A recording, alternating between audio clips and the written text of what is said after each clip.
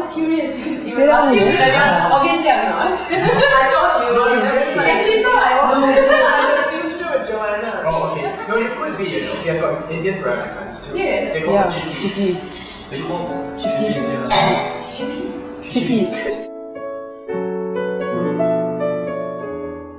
Perception I have of Peranakan is actually the Chinese who adopted Malay culture. We realized something new about Peranakan. I thought it was a crossbreed. Malay Chinese crossbreed. Crossbreed. Then it's So called there A is lot of people understand. think it's a crossbreed. Yeah, I thought it's the Chinese who adopt Malay cultures in the olden times, and that's how their dressing and their food is influenced in such a manner.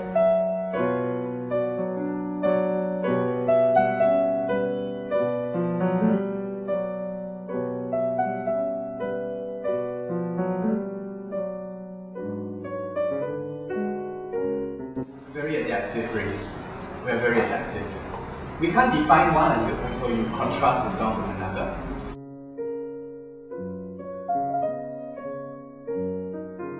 China. But with Peranakans, when you came here, you wanted to live here. So it's kind of like really migrating. In a sense, Peranakan is more Chinese than Chinese sometimes, because the China and Chinese lost a lot of their cultural practices and their traditions, etc. with Mao's Cultural Revolution. They don't even know what happened before right now. All went up in flames and burnt. But this bit of us here came down, and we still have some of our practices intact that if you really want to go and look at them.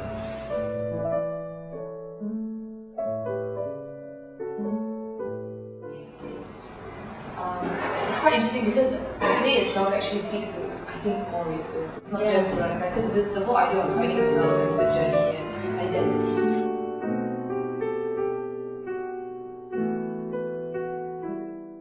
I think what distinguishes, well, if you look at it in terms of the Peranakan culture, is that it's sort of like you said, the Peranakans are very adaptive. So I think they are in that sense, the play is sort of finding its way around a Peranakan identity. Yes. So because of that, you have all these characters with conflicts, and I mean that is experienced by anyone of any race. But when set in the Peranakan culture with the chairs and the vase and the costumes and all that, I guess it does add the element of just giving a hint to Peranakan identity trying to find itself. Right.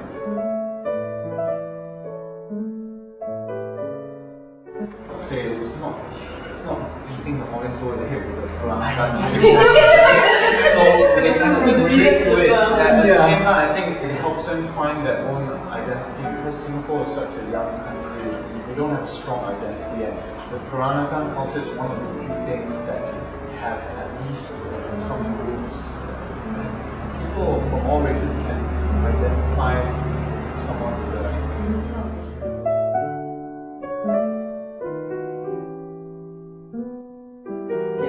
That's how I viewed it as well.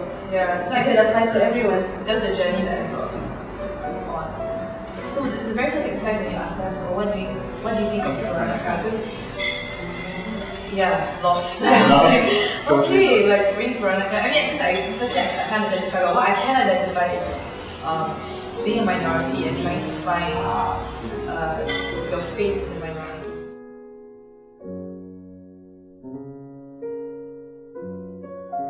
Peranakans, all through Blue Peranakans have this natural zest for life. We've got this joie de vivre, passionate, we've got appetites, we've got a lot of appetites. And we really love the finer things, and we really love living life There are a lot fullest. of young people who do not know that they are Peranakans, right?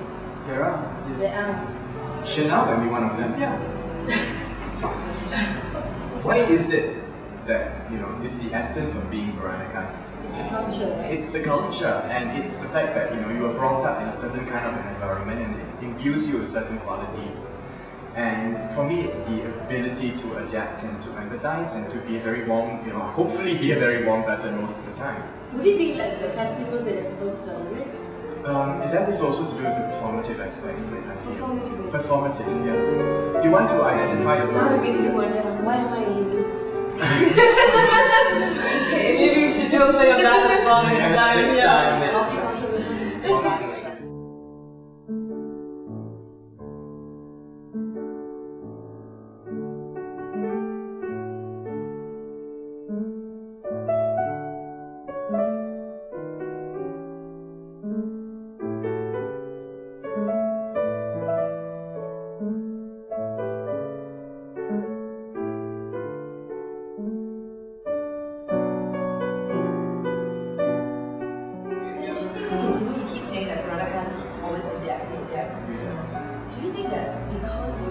well, you are losing your culture that way, your own culture, because you adapt to the surroundings.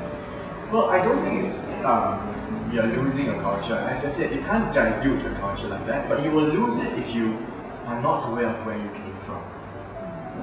You will lose it if you, like for example, if I had no idea that I was Peranakan, but I knew I was different because of the things that were going on at home, and because the way that I was brought up was very different from the way that my peers were brought up.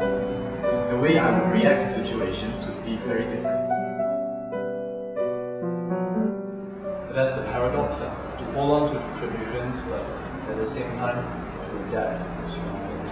So I think the new generation of Peranakans will have to reinvent and find themselves. You can no longer cling too much to,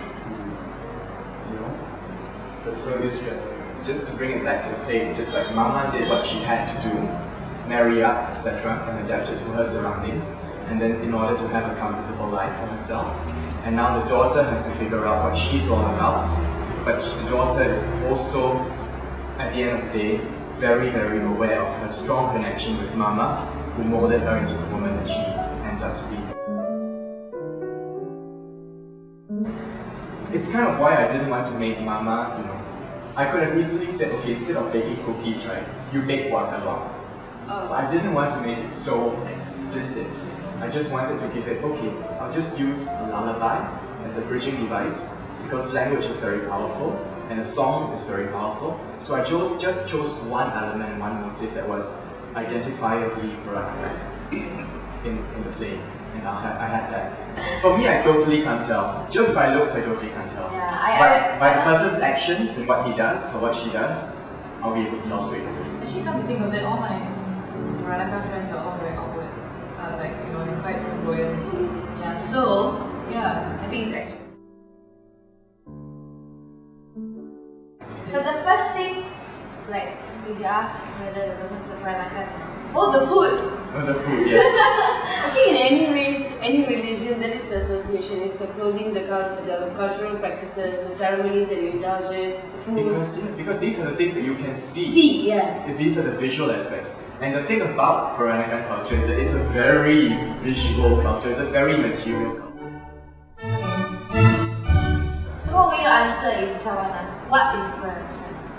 One simple Sure, that's the ultimate bombshell. Okay, if I have to sum it up in a phrase, I would have to say carpe diem. How do you feel? How do you feel? I mean, if you were to learn that you're Peranakan. I'll feel proud. Like, even if I'm not Peranakan, I want to be.